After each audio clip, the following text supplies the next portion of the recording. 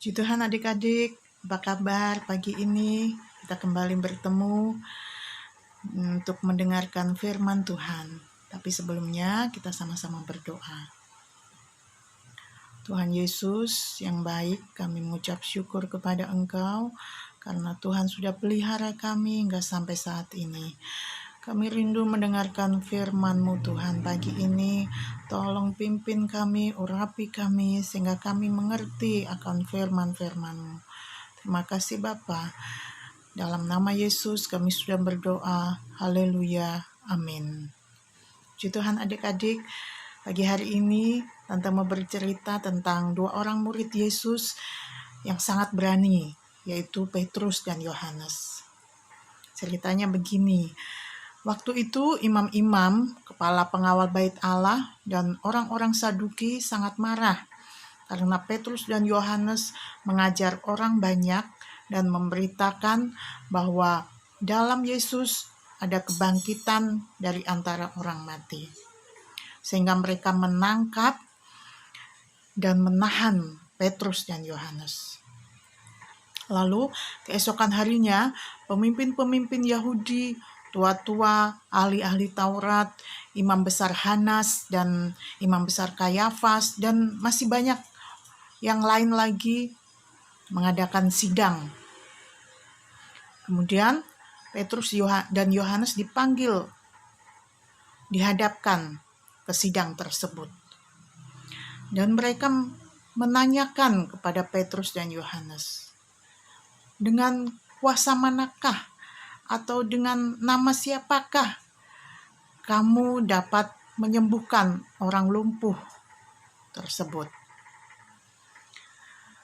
Sebab mereka heran bahwa orang lumpuh tersebut bisa sembuh. Padahal orang lumpuh tersebut sudah berumur 40 tahun lebih.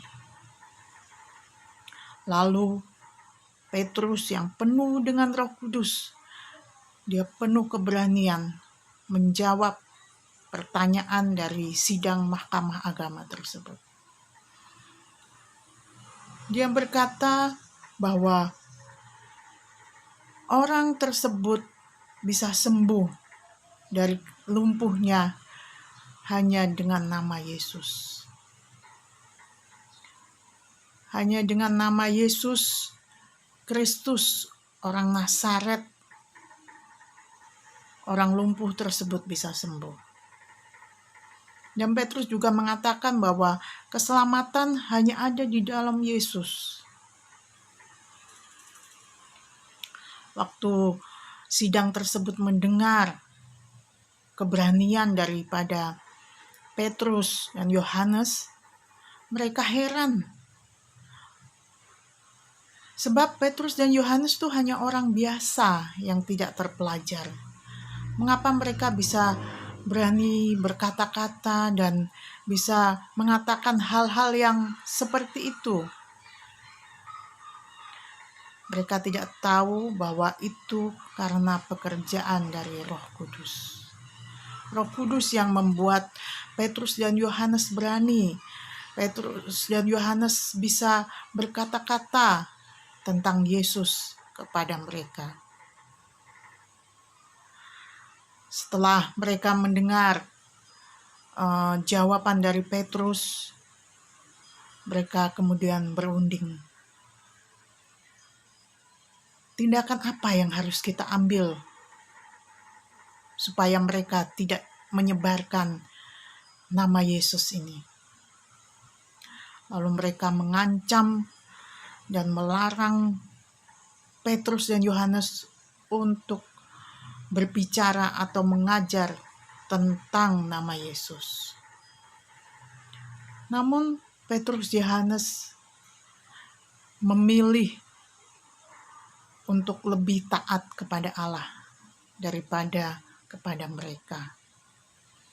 Dengan segala konsekuensi yang akan mereka terima, mereka tetap penuh dengan keberanian memberitakan nama Yesus.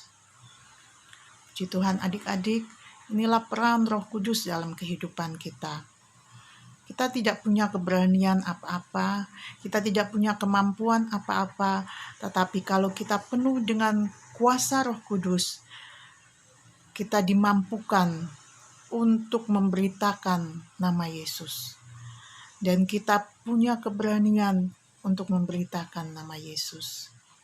Biarlah hidup kita, walaupun kita tidak bisa berbuat apa-apa, atau hanya anak kecil sekalipun, tetapi kalau Roh Kudus ada dalam kehidupan kita, ada ke dalam kehidupan adik-adik semua, adik-adik dapat penuh keberanian, seperti Petrus, penuh keberanian, dan bisa berbicara dengan hal-hal yang lebih daripada yang bisa dia pikirkan karena perbuatan dari Roh Kudus.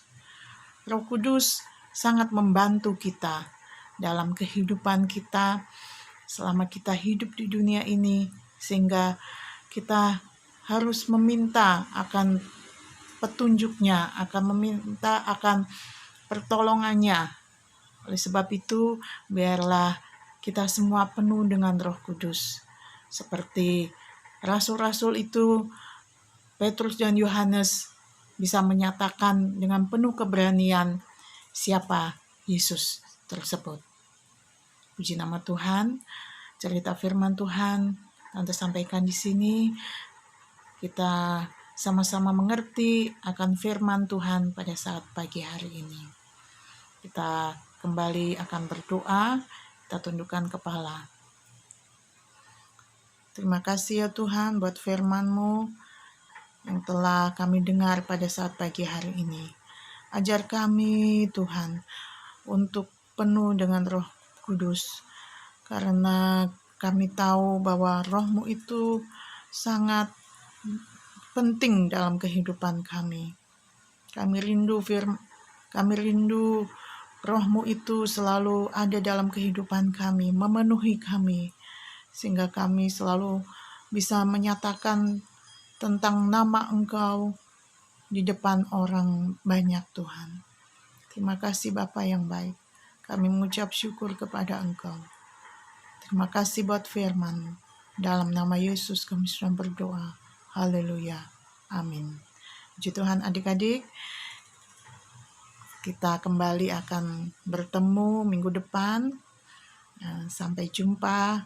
Tuhan memberkati kita semua. Amin.